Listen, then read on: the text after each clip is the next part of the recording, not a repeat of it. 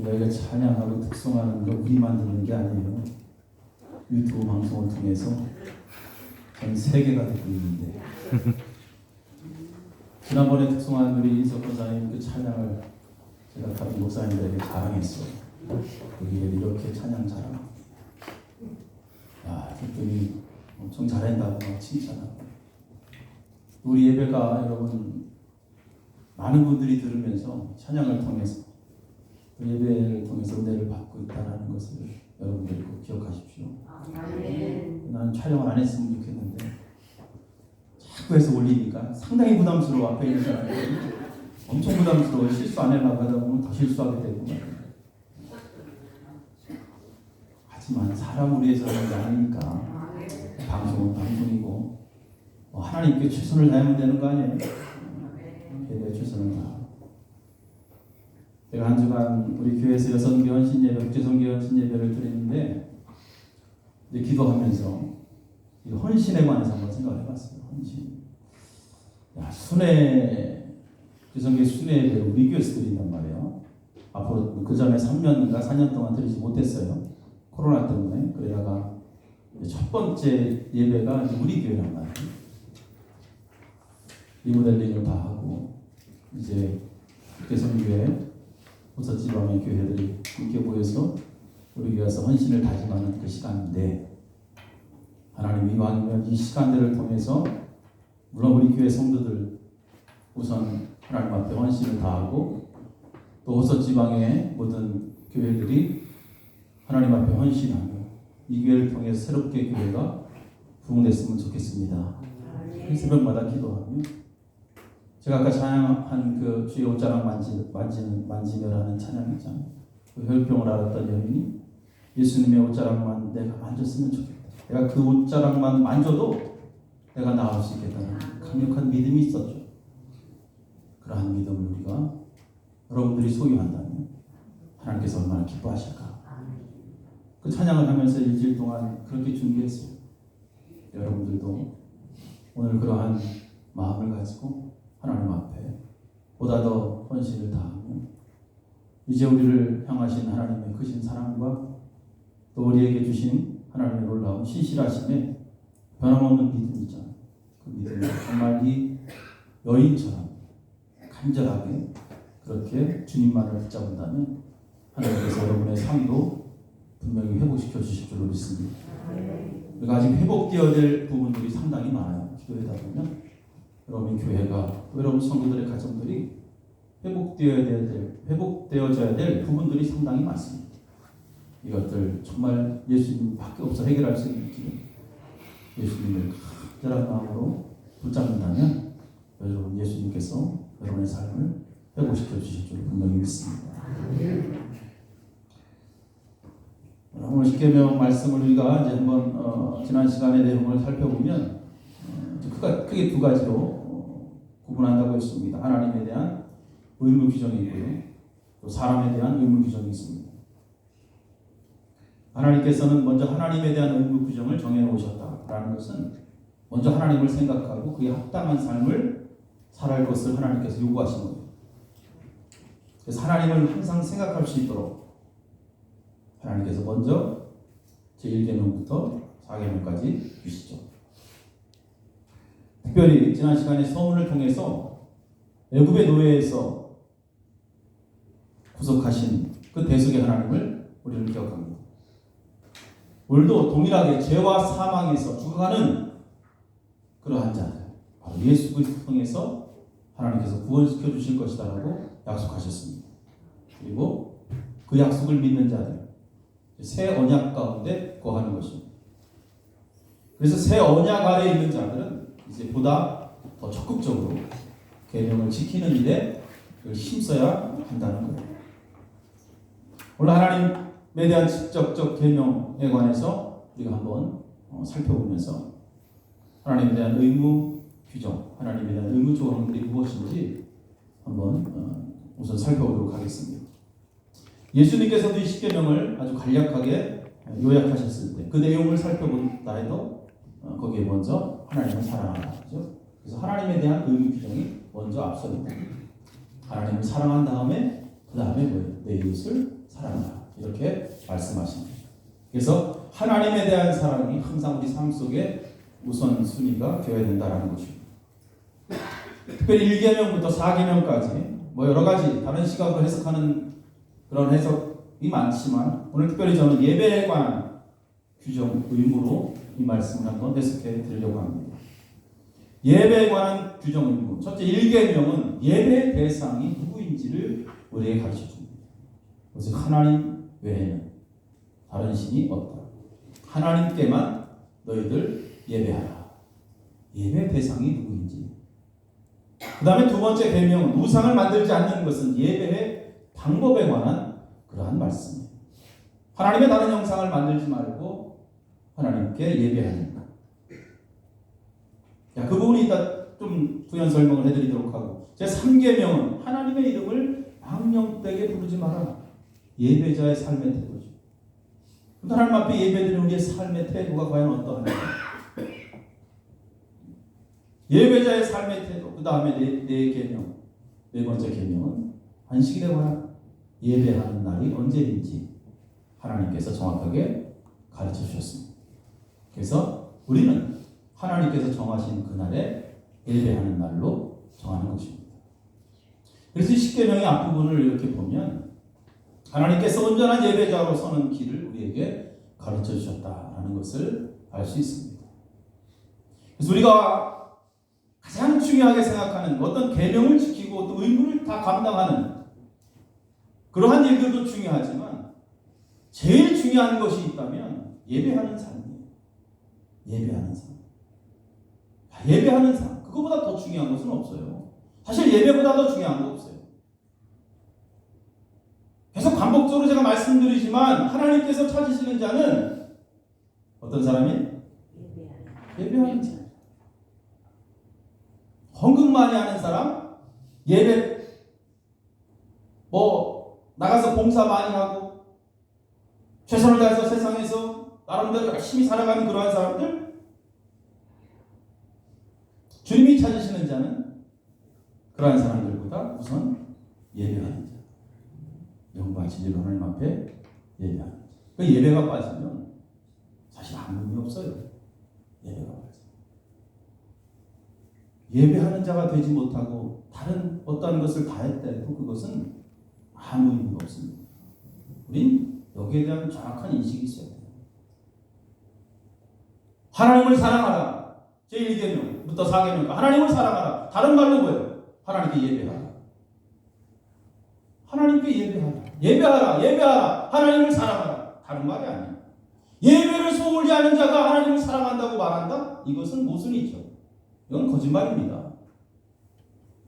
예배를 소홀히 하면서 하나님을 사랑한다고 입술로만 얘기하는 거예요. 우리가 구속받고 오늘 하나님의 자녀로 사는 가장 궁극적인 목적은 다른 거 아니에요. 하나님 앞에 예배하는 거예요. 하나님 앞에 예배드리기 위해서 우리가 하나님으로부터 구원받는 거예요. 이스라엘 백성들이 애굽에서 구원받은 이유도 그들이 하나님을 찬양하고 예배하기 위해서. 내 백성이 하나님께 예배하기 위해서. 우리가 하나님 앞에 예배를 드림으로 하나님을 사랑한다. 하나님에 대한 순종을 드리는 것. 이것이 신앙의 가장 기본입니다. 가장 중요한 것. 예배를 제쳐놓고는 못할 수 없는 거예요. 아무 의미가 없어요.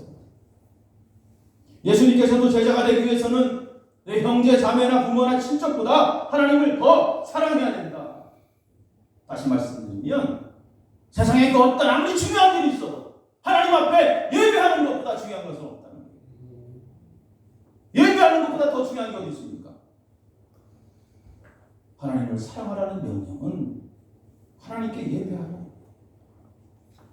신명기 6장 1절부터 내용을 보면 모세가 10계명을 들고 이스라엘 백성들에게 이야기하죠. 가나안 땅에 들어가면 제일 먼저 하나님을 사랑하는 거예요. 다른 거 하는 게 아니에요. 하나님을 경외하는 것과 말씀의 어떠한 규례와 법도를 지키는 것, 이것을 행하면서 마음과 힘과 뜻을 다해서 하나님을 사랑하라. 그곳에 들어가서 너희들이 할 것은 하나님께 예배하는 거예요. 예배하는 거예요. 다른 게 아니에요. 예배하면 하나님께서 다른 나머지 모든 일들을 다 해결해 주신다.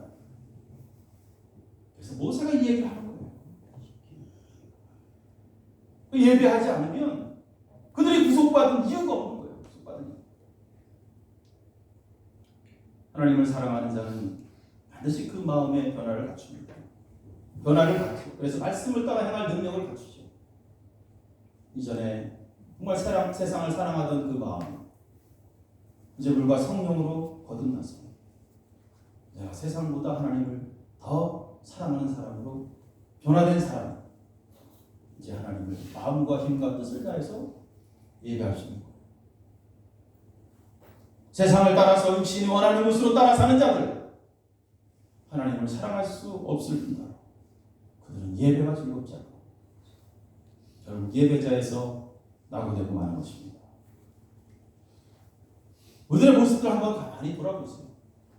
예배가 즐겁지 않을 때, 예배가 기쁘지 않았을 때는 분명히 내가 하나님보다 더 세상을 사랑했을 거예요. 하나님보다 친구를 더 사랑하니까 예배 시간에 예배에 나올 수 없는 거예요. 하나님보다 일을 더 사랑하니까 예배를 드릴 수가 없는 거예요. 하나님보다 내 자녀를 더 사랑하니까, 내 부모를 사랑하니까 예배를 드릴 수 없는 거예요. 하나님보다 물질을 더 사랑하니까 예배를 드릴 수 없는 거예요. 거듭나지 않는 자들은 세상을 따라 육신이 원하는 마음 그대로 생각대로 살아갑니다. 그렇게 살아가는 자들은 당연히 여러분 예배가 즐겁지 않습니다. 옆에 계신 분하고 한번 물어보세요. 예배 즐겁습니까? 너무 긴장들 하지 마시고 예배가 즐겁고 예배가 기쁘고 예배가 기다려지고 예배 드려주는 시간이 행복해져야 돼요. 그게 하나님의 은총을 받는 비결입니다. 마음의 변화, 영혼의 변화, 물과 성령으로 거듭난 상태, 어떠한 상황 속에서도 예배할 수 있는 예배자가 되어야 된다. 이게 하나님에 대한 의미죠. 이 계명에서 4계명까지 내주시는 최고의 핵심입니다. 그러면서 예배의 주체는 오직 하나님이시다. 다른 신을 내게 두지 말라. 다른 신을 내게 두지 말라. 예배의 주체가 오직 하나님이시기 때문에 하나님께서 우리에게 말씀하신 대로 하나님께서 우리에게 정하신 그날에 그대로 하나님 앞에 순종하는 내 편한 시간에 내 시간에 맞춰서 하나님 앞에 드리는 것이 그 진정한 예배가 아닙니다. 그것은 제2계명 우상 숭배가 될 가능성이 없습니다. 그들이 예배를 드리고도 예배가 종종 우상 숭배로 변질될 경우도 있습니다. 하나님을 형상하는 이스라엘 백성들 모세가 율법을 받는 그 순간에 그들은 산 밑에서 금송아지를 만들었습니다. 그리고 그 금송아지를 만들고 그 금송아지를 향해서 이 금송아지가 우리를 애굽에서 인도해냈다라면서 그 금송아지에 절하고 춤을 추며 그들은 찬양하죠. 하나님을 자신들이 편한 대로 만든 거죠. 하나님을 자기 생각대로 만들어버린 거죠. 그렇게 하나님 앞에 예배하는 거예요. 그런 백성들을 향해서 출애굽기 32장 7절에 여호와께서 모세에게 이르시되 너는 내려가라. 내가 애굽 땅에서 인도하여 낸 내 백성이 부패하였도다. 내가 애굽 땅에서 인도하였던 내 백성이 부패하였도다. 하나님께서 말씀하십니다. 부패했다는 것은 뭐예요? 타락했다는 거예요. 타락한 백성들. 그들은 하나님을 형상한 후에 완전히 타락한 백성이 됩니다. 이 타락했다는 것은 마음이 완전히 썩은 상태. 신실하게 거듭나지 않는 얼굴과 성령으로 거듭나지 않은 상태. 이러한 부패 행위를 그들은 저지르죠. 하나님에 대한 사랑이 우선되지 않고 오늘도 말씀에 대한 순종도 없고 세상에서 살면서 정의도 없는 그러한 예배는 하나님께서 기뻐하는 예배가 아닐 뿐더러 하나님의 진노를 불러일으킨다는 것을 우리는 반드시 여러분 명심하시기 바랍니다. 이사야 1장 11절 말씀부터 이러한 내용이 있습니다. 여호와께서 말씀하시되 너희의 무수한 재물이 내게 무엇이 유익하냐. 나는 양의 번제와 살찐 짐승의 기름에 배불렀고 나는 숫송아지나 어린 양이나 숫 염소의 피를 기뻐하지 아니하라. 내가 내 앞에 보이러 오니 이것을 누가 너희에게 요구하였느냐. 내 마당만 밟을 뿐이라. 헛된 재물을 다시 가져오지 말라. 분향은 내가 가증히 여기는 바요.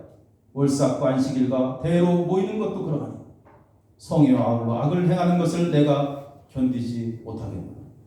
내 마음이 너희의 월삭과 정한 절기를 싫어하네. 그것이 내게 무거운 짐이라. 내가 지기에 곤비하였느니라. 너희가 손을 펼 때에 내가 내 눈을 너희에게서 가리고 너희가 많이 기도할지라도 내가 듣지 아니하느니 이는 너희의 손에 피가 가득합니다. 계명을 지키는 것보다 더 중요한 것, 정의를 지키는 것이, 그것보다 더 중요한 것, 하나님을 사랑하는 것. 우리의 심령의 변화가 분명히 있어야 됩니다. 제가 5월 첫째 주 여러분 한 부자 청년에 관한 설교를 드렸습니다. 그 부자 청년은 10계명과 그 밖의 계명들을 다 지켰잖아요. 그는 실제로 잘 지킨 것으로 성경에 나오죠.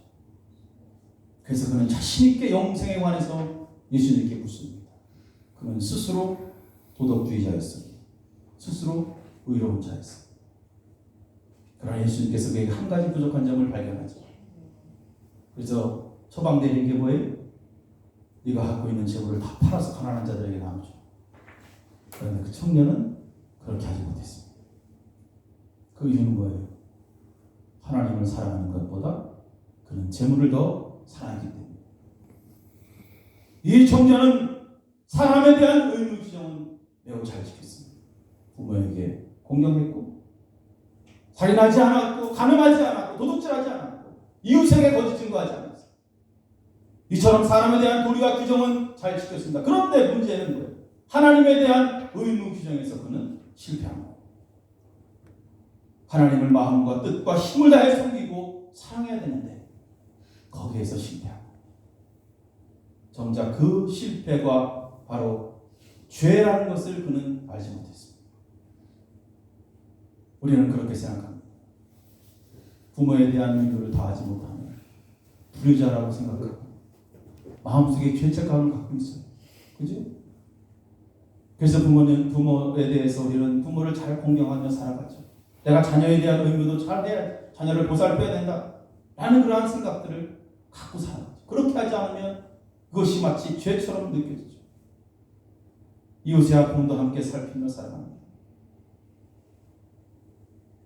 그래서 사람에게 친절을 베푸고 사람들에게 사랑을 베푸고, 그렇다고 해서 그것이 하나님에 대한 의무가 다 된 것인가? 아니죠. 하나님에 대한 의무를 다했다고 볼 수가 없는 것입니다. 우리는 오늘 하나님을 사랑하고 섬기는 일에 그 어떠한 것도 대신할 수 없다는 것을 분명히 알아야 됩니다. 이렇게 했으니까 됐지? 이게 아니야. 하나님께 예배하고 오늘 하나님께 경배하는 일은 그 어떠한 일이 대신될 수 없다는 것을 우리 정확히 알아야 돼요. 여기에 대한 정확한 인식이 있어야 돼요. 그러면 하나님께 오늘도 예배하고 하나님께 나아가는 일에 절대 그는 게을리할 수 없습니다. 다른 것 다 갖추었어도 여러분 하나님을 사랑하는 마음이 부족하다면 그는 모든 것이 다 부족한 사람이에요. 하나님을 사랑하고 하나님께 예배하는 것을 인생 최고의 가치를 두고 하는 것, 거기에 열심을 품어요. 열심을 품어요. 그럴 때 하나님의 은혜가 그 가운데 임할 줄로 믿습니다. 여러분 지금까지 어떻게 살았습니까? 10계명을 통해서 우리 자신들을 한번 살펴봐야 돼요. 정말 하나님을 사랑하고 있는지, 온 힘을 다해서 온 마음을 다해서 내가 하나님을 사랑하는지, 하나님에 대한 의무와 요구들이 분명히 존재한다는 것을 기억해요. 그저 10계명을 1계명부터 10계명까지 외우고 읽고 그 정도가 아니라 이 계명을 통해서 우리는 반드시 지켜야 하는 의무가 있다는 것을 깨닫고 그대로 실천해야 됩니다. 첫 번째 의무 가운데 하나는 하나님께 온전히 굴복하는 것. 하나님 앞에 온전히 굴복하는 자세. 하나님 우리에게 이것을 요구하십니다. 하나님 앞에 우리 자신들을 굴복하며 하나님을 가장 높이 존중하는 자가 되기를 바라는 것. 그래서 살면서 우리는 그 어떤 상황 속에서도 다른 신을 두지 않는 것. 오직 하나님만 순종하는 삶을 사는 것. 이것이 바로 제1계명이 우리에게 요구하는 가장 큰 핵심이며 목적입니다. 그리고 하나님을 인정해야 되는 의무가 있습니다. 하나님을 인정하는 것, 그것도 명령입니다. 하나님을 인정하는 자는 당연히 하나님께 굴복하게 되어 있습니다. 그렇게 순종하는 삶을 통해서 자연스럽게 내가 하나님의 자녀임이 드러나는 것입니다. 언제나 하나님은 우리의 삶의 중심이 되실 것이고 우리로 하나님의 영광이 드러나는 일에 항상 최선을 다하게 되어 있다는 것이죠. 시편 142편 5절 말씀해 보니까 여호와여 내가 주께 부르짖어 말하기를 주는 나의 피난처시요 살아있는 사람들의 땅에서 나의 분깃이라 하였나이다. 하늘에서는 주밖에 누가 있으리요 땅에서는 주밖에 내가 사모하리옵나이다. 하나님을 인정하는 시편 89편 67절 말씀에도 구름 위에서 능히 여호와와 비교할 자 누구며 신들 중에서 여호와 같은 자 누구인가. 하나님은 거룩한 자의 모임 가운데서 매우 무서워할 이시니 둘러있는 모든 자 위에 더욱 두려워할 이신입니다. 이사야 26장 9절 말씀에도 밤에 내 영혼이 주를 사모하여 싸우자 내 중심이 주를 간절히 구하고 주께서 심판하실 때에 세계의 거민이 의를 배웁니다. 내 영혼이 주를 간절히 사모하며 내 중심이 주를 간절히 구하는 그 마음. 엘리야는 이러한 고백을 합니다. 열왕기상 19장 10절에 내가 만군의 하나님 여호와께 열심히 유별하오니 내가 하나님 앞에 열심히 유별하다. 다른 사람들보다 내가 열심히 주를 사모하고 있다. 엘리야가 고백합니다.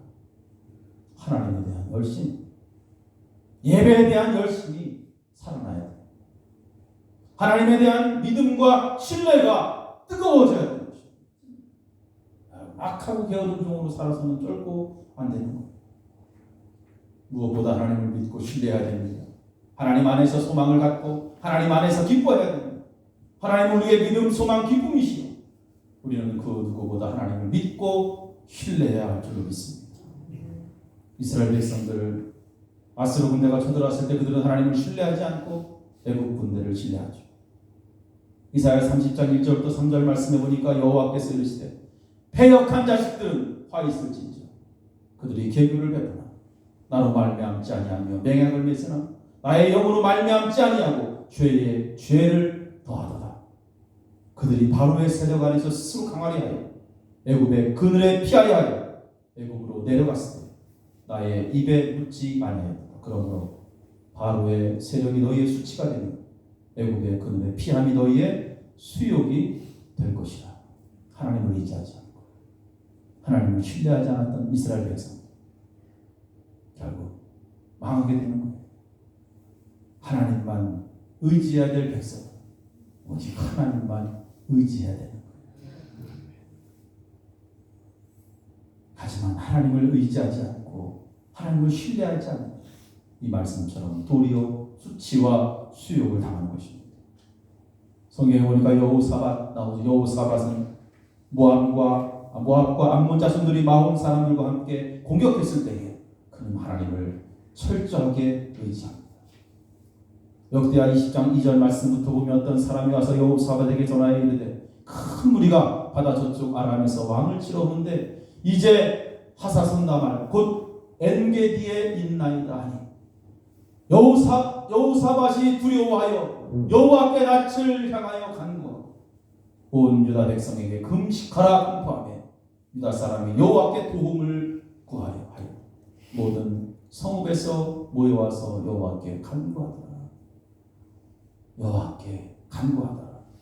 여호와께 도움을 구하는 여호사밧 그 모습을 우리는 발견합니다.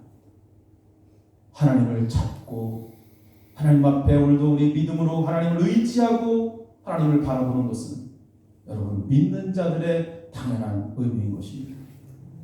어떤 상황에서도 하나님만 의지할 수 있는 믿음을 여러분 소유하게 되길 간절히 바랍니다. 마지막으로 하나님께 대한 감사의 의무가 있어요. 여러분 하나님께 감사하는 것은 매 순간 하나님 앞에 감사해야 됩니다. 우리의 삶을 돌아보면 매 순간 정말 있어야 할 것들을 잊게 하시는 하나님, 여러분 다 경험하셨을 거예요. 있어야 할 것들을 잊게 하시는 하나님의 은혜가 매 순간 우리 가운데 임한 필요에 따라 주시는 하나님. 할렐루야. 그래서 범사에 감사. 바울은 힘이 들고 궁핍해도 나는 풍부한 자다 라고 이야기했습니다. 이것이 바로 성도들의 고백이에요. 그래서 언제나 우리는 감사해야 될 의무가 있어요. 빌립보 4장 19절 이 말씀 잘 알죠? 나의 하나님이 그리스도 예수 안에서 영광 가운데 그 풍성한 대로 너희 모든 쓸 것을 채우시리라. 할렐루야. 하나님의 이러한 놀라운 은혜를 경험한 자는 어떠한 상황 속에서도 늘 감사하게 살아가죠. 그렇다고 우리가 뭐 받을 만한 일을 해서 하나님께서 채워주시는 것도 아니에요. 그냥 그저 모든 것이 하나님의 은혜라는 것입니다. 오늘 십계명 두 번째 하나님에 대한 의무 규정에 관해서 요약해서 함께 말씀을 나눴습니다. 그 중에 핵심은 뭐예요? 잊어버려야 되지 않을 것은 바로 예배자. 예배자로 살아. 내 모든 순간순간 도우시는 하나님께 감사하고 하나님을 인정하고 그 하나님만을 신뢰하며 예배자로 살아가는 것. 그것이 하나님을 사랑하는 자의 모습인 것입니다. 시편 119편 36절 말씀에도 내 마음을 주의 증거들에게 향하게 하시고 주의 증거들에게 내 마음을 향하게 하시고 탐욕으로 향하지 말게 하소서. 우리의 삶의 중심이 어디에 있습니까? 우리의 삶의 초점이 어디에 있습니까? 우리의 마음이 지금 어디에 있습니까? 오늘 이 말씀을 통해서 우리 자신들을 한번 점검할 수 있는 시간이 됐으면 좋겠습니다. 이왕이면 우리의 마음이 오직 여호와 하나님께 있기를 간절히 축원합니다. 기도하시겠습니다. 존귀하신 하나님, 감사합니다. 오늘 우리가 하나님에 대한 의무 규정에 관해서 십계명을 통해서 잠시 말씀을 나눴습니다. 무엇보다 중요한 것, 하나님을 신뢰하는 것입니다.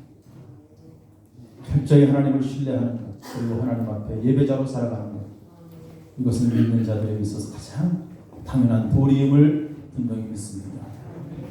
말씀 붙잡게 하셔서 하나님께 순종하는 자로 승리케 하여 주옵소서. 감사드리며 예수님의 이름으로 기도합니다.